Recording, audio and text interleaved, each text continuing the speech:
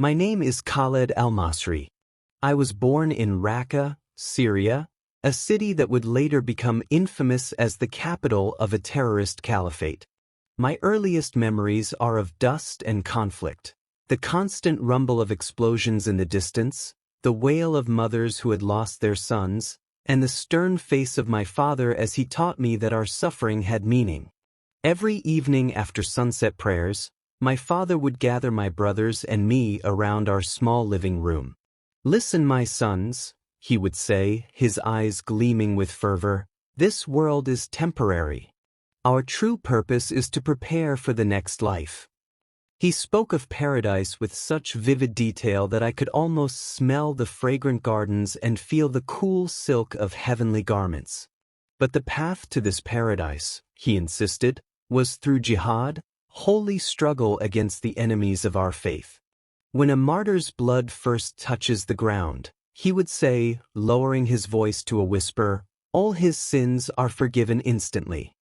He will be greeted by 72 virgins with eyes like pearls. And he can intercede for 70 members of his family, guaranteeing their place in paradise.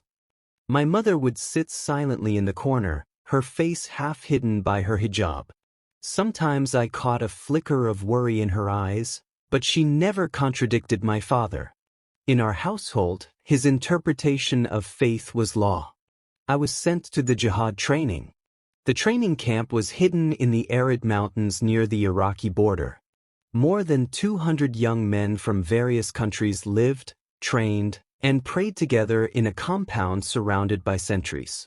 Our days began before dawn with far prayers, followed by physical training that pushed our bodies to the breaking point. I still remember my first day, running for miles in the desert heat, my lungs burning and legs trembling. When I collapsed, unable to take another step, a trainer named Mahmoud stood over me. "Get up," he said coldly. "The pain you feel now is nothing compared to what the enemies of Islam suffer in hell. Always remember that, when you meet the unbelievers in battle, strike their necks," he would recite, his finger stabbing the air for emphasis. "This is not just permission, brothers. It is a divine command." At night, we watched propaganda videos showing the suffering of Muslims around the world, carefully edited to inflame our anger. Images of dead children in Gaza, bombed mosques in Iraq, and humiliated prisoners blended together into a narrative of persecution that demanded vengeance. After 3 months of training, we received our weapons, Russian-made AK-47s, worn but reliable. I remember the weight of it in my hands, how it felt like an extension of my body. During target practice, I excelled, earning praise from my commanders. That night, they gave us pills, courage medicine, they called it. Whatever it was made my heart race and my mind focus with unnatural clarity. Sleep was impossible. I lay on my thin mattress, cradling my weapon, imagining the glory that awaited me. We left for a mission one night. In one house, I discovered a family hiding in a back room, a father, mother, and 2 young girls. The father stepped forward, placing himself between me and his family. "We are Muslims," he said in Arabic, his voice steady despite his fear. "Whatever you've been told about this village is wrong." I should have shot him immediately, but something in his eyes, a mixture of dignity and desperate love for his family, made me pause. "Show me how you pray," I demanded, needing to confirm his claim. Without hesitation, he performed a perfect rak'ah, the ritual prayer familiar to me since childhood. His wife and daughters joined him, their movements precise and practiced. My radio crackled. "Sector 4, report," came Abu Jihad's voice. I looked at the family, then at my weapon. "Clear," I responded, moving to the next house. Before leaving, I whispered, "Lock this door. Don't make a sound until morning." As I stepped out, one of my colleagues signaled me and we entered another house. Immediately we entered the house, someone fired gun at my right arm and we wild raw to the camp.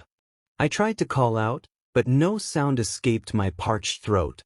Panic rose within me as I realized I could neither move nor cry for help. I left my physical body. Then came the voices, whispers at first, growing louder until they filled my consciousness. Languages I knew and many I didn't, all expressing the same primal emotions: pain, regret, despair. Among them, I began to recognize familiar voices: fighters who had died on missions, leaders who had been martyred, victims whose lives I had taken. They called my name, their tones accusing. "You believed our lies," said one voice I recognized as Shikasan's. "Now you share our fate." The darkness shifted, revealing figures now clearly visible. Some were burning yet never consumed, others were being torn apart only to reform and suffer anew. I recognized faces: my commander who had died in Aleppo, fighters who had blown themselves up in marketplaces, and most horrifying of all, civilians I had killed. A child approached me, the same one I had seen clutched in her mother's arms during my first mission. Her small face was solemn, her eyes ancient with suffering. "Why?" she asked simply. The single word carried the weight of all my crimes. I wanted to explain, to justify, to beg forgiveness, but still, I could make no sound. My silent scream echoed only within my own mind. This was Jahannam, hell, but not as I had been taught. There were no righteous martyrs here, no 72 virgins, no divine approval. Only truth stripped of all illusion, the reality of what we had done and what we had become. Time lost all meaning in this place. I might have been there for moments or millennia. My consciousness expanded to experience every life I had taken. Their hopes, dreams, loves, and fears became mine. I felt the grief of mothers who lost children to my bullets, the terror of men facing execution, the despair of communities destroyed by our violence. Just when I thought I could bear no more, when the weight of my sins threatened to annihilate whatever remained of my soul, something changed in the oppressive atmosphere. A pinpoint of light appeared in the distance, growing steadily brighter as it approached. The suffering souls around me shrank back from this light, their wails intensifying. But I felt drawn to it, desperate for any relief from the darkness. As the light grew closer, I could discern a figure within it, a man walking calmly through the chaos of torment. His appearance wasn't what I expected. He wasn't the fierce warrior prophet I had been taught to revere, nor the pale European Jesus of the paintings I had been taught to despise. His eyes held mine, and I couldn't look away. In them, I saw reflected every moment of my life, not just my crimes but also my childhood innocence, my mother's love, my genuine desire to serve God. "You were a child led astray," he said. "Your hands have done terrible things, but your soul is not beyond redemption. I died for you, Khalid, for all who have lost their way. Who are you?" I finally managed to whisper, though I already knew the answer. "I am Yeshua," he replied, using the name Jesus would have been called in his lifetime. "And I have come to bring you home." "I don't deserve mercy," I said, tears flowing freely now. "I killed in the name of God. I believed lies. He placed his hand on my chest, directly over my heart. "Your sins are many," he acknowledged. "But my love is greater. Do you wish to remain here, or will you take my hand and follow me?" Around us, the darkness seemed to press closer, as if fighting to keep its claim on me. The voices grew more insistent, reminding me of my unworthiness, my crimes, my betrayals. Yet the choice was clear. I reached for his extended hand with a desperation born of complete surrender. "Help me," I pleaded. As our hands touched, light gradually disappeared and I felt a pull, a force bringing back to my physical body. Consciousness returned with a rush of sensation, beeping machines, antiseptic smells, and pain, though different from the spiritual torment I had endured. I opened my eyes to fluorescent lights and white ceiling tiles. A hospital. "He's awake." A nurse's excited voice, speaking Arabic with a Lebanese accent. Faces appeared above me, doctors and nurses looking down with professional concern. One checked my pupils with a small light. "Can you hear me?" he asked. "Do you know your name?" "Khaled," I whispered through parched lips. "Khaled Al-Masri." The doctor nodded. "You're in Beirut. UN forces found you after an airstrike. You've been unconscious for 11 days. Memories flooded back. The refugee camp, Abu Jihad's betrayal, the mortar explosion. And after that, the darkness, the suffering, and the light. Had it been real or merely the hallucination of a damaged brain? I tried to move my right hand but found it immobilized. Panic rose in me until the doctor gently pulled back the sheet, revealing my arm in a cast, and clutched in my rigid fingers a small wooden cross. My breath caught. It hadn't been a dream. Recovery was slow and painful. I had sustained multiple injuries, a gunshot wound to the shoulder, shrapnel throughout my body, burns on my left side. But physical healing was the least of my challenges.